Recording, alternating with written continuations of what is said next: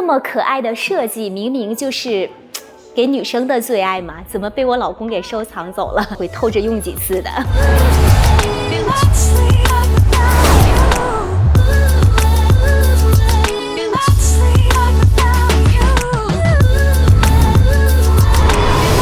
Hello， 大家好，我是小马。大家看到了，今天的包跟平常有一点不一样哈，都不太像我平时的风格。没错，今天小马要为我们的男性朋友挑选爱马仕。适合男性的爱马仕都有哪些呢？这期视频我会为大家介绍我认为适合男士的爱马仕包款，尺寸、容量以及人气的保值度。而且我还偷偷把我老公的几个收藏包给带来了，如果感兴趣的话，一定要看到最后哦。首先从比较人气款的 Birkin 开始说吧。大家都知道 Birkin 的小尺寸呢，比如说25、30厘米是比较受女性欢迎的。稍微大一点的尺寸呢，比如说 Birkin 的40、45、50，容量都非常的大，气场也很足，就非常适合男性使用。我的这一只呢是 Togo 皮的大象灰色的40厘米的尺寸，来用我的这个25给大家比较看一下。外形呢，两只都是铂金包的外形，同样的 Togo 皮。40的话呢，就尺寸比较大，如果里边不塞东西的情况下呢，就是会软塌塌的。日常存放的时候呢，我建议里边要放包枕或者软的这种填充物，把它塞进去，防止包的变形。手柄的地方没有很大的空间，男性使用的话只能是手提。当然，基本男生拿包也不太会说这种挎到手腕上的哈。再来看一下它的容量，这个放 A4 的文件，15寸的笔记本电脑，还有这个西装外套放进去，而且里边还有很大的空间，是完全没有问题的。然后40厘米这个尺寸呢，受很多艺人和潮人的喜爱，现在很多身材高大的女性也在使用这个尺寸，非常的帅气。接下来是影子包，关于影子包我之前的视频也有提到过，感兴趣的话可以去翻看之前的视频。它的构造比较特别，外边的包带和包扣是浮雕的设计，非常的个性炫酷，从设计上就非常的适合男性使用。现在比较常见的是 S 皮的35厘米的尺寸，最近又新出了25厘米的小尺寸。那么今天我带的这只呢，不是35，也不是25，我拿的是我老公的收藏款，是影子包刚刚发售时的原版。当时只推出了35和40两个尺寸，这只是40的 A8 cuff 皮，跟 S 皮相比呢，它的纹路会更加的细腻一点。目前的这个皮质也是绝版的了，它的大小跟普通的 Birkin 40的大小是一样的，然后也是可以装 A4 的文件，15寸的笔记本电脑，然后还有外套，然后里边还有很大的这个空余的空间。影子包的这个开合是在里边的，这个现在是打开的状态，给大家看一下，它里边是有这个扣。目前常见的呢，35厘米的尺寸的影子包比这个稍微小一圈，但是放 A4 文件和小一点的13寸的电脑也是没有问题的。接下来我们来看看 Kelly 有哪些适合男性呢？我觉得还是大尺寸的，比如说 Lakis 40，还有普皮的这种 Kelly 的40，另外还有更大一点的尺寸，Kelly 50也非常适合男性使用。我的这一只呢是帆布拼皮的 Lakis 40，比全皮呢，它首先这个重量上是要轻一些的，它可以肩背，然后也可以手提，里边是有肩带的。这里要说的是它的肩带，它的肩带呢是不同于普通的这个 Kelly 的肩带的。它比普通的 Kelly 的肩带，大家可以看到啊，这个是会宽一点的，它的那个长短也是稍微会短一点的。背起来的话呢，这种肩带是非常非常的舒适，会减轻这个肩膀的重量。它的这个整体的这个特点就是前面还有后边都是有这个大口袋的。它也俗称为是大口袋 Lakis 这就省去了呢我们在拿取东西的时候经常要开这个包包的麻烦。这种设计呢给人一种非常休闲轻松的感觉，比较适合休闲装扮的男性，我个人觉得。我们来看一看它的容量哈。首先呢，这个长的钱包，这是我的长钱包，跟砖头一样。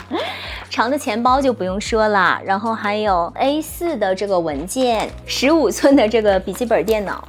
这都装进去之后呢，内容量还是有很多空余的。这里要注意的是，虽然它的容量是比较大的，但是如果装太多东西在里边的话呢，它的这个承重力吧，我觉得承重力会有一点吃力。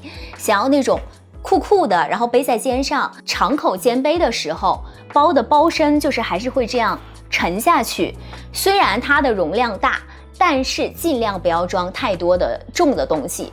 我们都知道呢，就是最近是小包当道嘛，小包的保值度是比较好的，但是 Luckys 40这个大尺寸也是非常非常的少见的，所以它的保值度呢，同样的 Luckys， 它的保值度跟小尺寸的28厘米相比是差不多的。接下来就是 Bolido 了，懂的人都应该已经看出来了哈，这个就是限量版的鲨鱼嘴 Bolido， 这个是金色的 Togo 皮，它最大的特点当然就是这个鲨鱼嘴了，它是非常有个性、有态度的一个设计。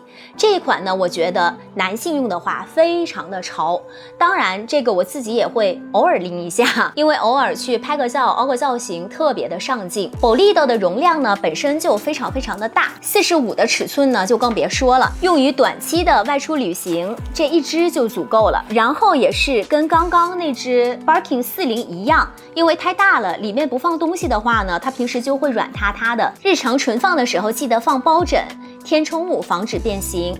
这只鲨鱼嘴的Bolido据说是全球只有400只的限量款，又非常的有个性，我认为呢是非常有收藏价值的。除了鲨鱼嘴的Bolido这款之外，还有棒球设计的Bolido，也是又有个性又实用的一款，非常推荐男性使用。最后是很适合商务男士的爱马仕 Kelly 公文包 Kelly Debesio， 它也是 Kelly 系列的一种，里面是配有隔层的。它的这个文件分类呢是非常方便的，尺寸的话呢，常见的有34和38厘米，两个尺寸都是可以完美的放进笔记本电脑和 A4 文件的。34厘米呢，相对来说会比较小巧一点，适合日常的上班通勤。我的现在手里的这一支呢是38厘米的巧克力色的金扣。它相对来讲呢会比较大一些，刚好能放下我的这个15寸的笔记本电脑，然后比如说出差的时候带一些文件的话， A4 都是可以放下的。这个包带的地方还可以根据这个文件的多少来调节这个松紧，所以特别的实用，特别的方便。这支的颜色呢是巧克力色，不会像传统公文包那样看上去那么的沉闷，反而多了一些小小的时尚感。虽然尺寸大了一些，商务男士用的话是再适合不过的了。女生平时用的话呢，我个人觉得也不会有违和感。那想要给男朋友选一款当礼物的话，最推荐的是哪一款呢？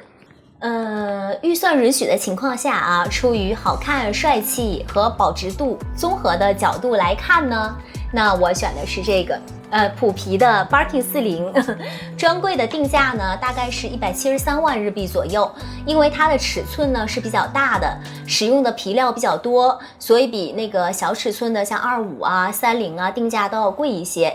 但是在日本的专柜呢，运气好的话还是有机会可以零配货啊裸包拿到的。单从保值度来讲的话呢，我推荐这款影子包。影子包呢，它需要配货的额度肯定会高一些。虽然最近专柜一直在出这个复刻版的小尺寸，不过因为数量还是非常非常少的，目前市场上的价值还是不错的。不过随着25厘米这个小尺寸的推出，有可能35厘米以后的市场价值就不会上升的那么多了。太贵了，没预算怎么办呢？没预算呀，没预算还真难到我了。没预算怎么办呀？没预算的话，那可以送个领带什么的。我觉得，看看我这里正好有几个领带。爱马仕这个领带的性价比呢，我个人觉得还是不错的。那么日本专柜的价位呢，大概是3万日币左右。二手市场上呢，有很多那种像新品呀或者新品卫士用品，价格就会便宜很多。有的话呢，大概就是18000日币就可以能买得到。然后你就告诉他是从专柜买的新的，他也不会怀疑的。不是说好有收藏包展示的吗？对哈，差点忘了，马上安排。当当当，这就是今天的几个小彩蛋。我偷偷拿了我老公的几个收藏包给大家展示一下哈，给大家简单的介绍一下。那么想听详细解说的，记得持续关注我哦。首先呢，这个就是刚刚有说到的影子包的40厘米，就是这只。那么它就不多说了，因为刚刚有介绍过。然后这只呢，就是哇，看着就非常的暖暖的，它是非常非常可爱的毛茸茸的泰迪熊 Kelly。这款呢是爱马仕的限量的秀款。很多人说呢，就是这个泰迪的 Kelly 只有35厘米。在这里我就给大家看一下，我老公有收藏了一个更少见的40厘米的，那就是它了。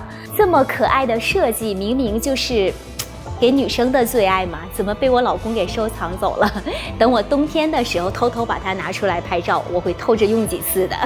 这一只呢太漂亮了，它是金色的雾面的 Birkin 40厘米的鳄鱼。在我心中呢，因为喜马拉雅它是没有出40厘米的鳄鱼，它在我心中的位置就是40厘米的喜马拉雅的男性包，非常非常的耐看，非常非常的帅气。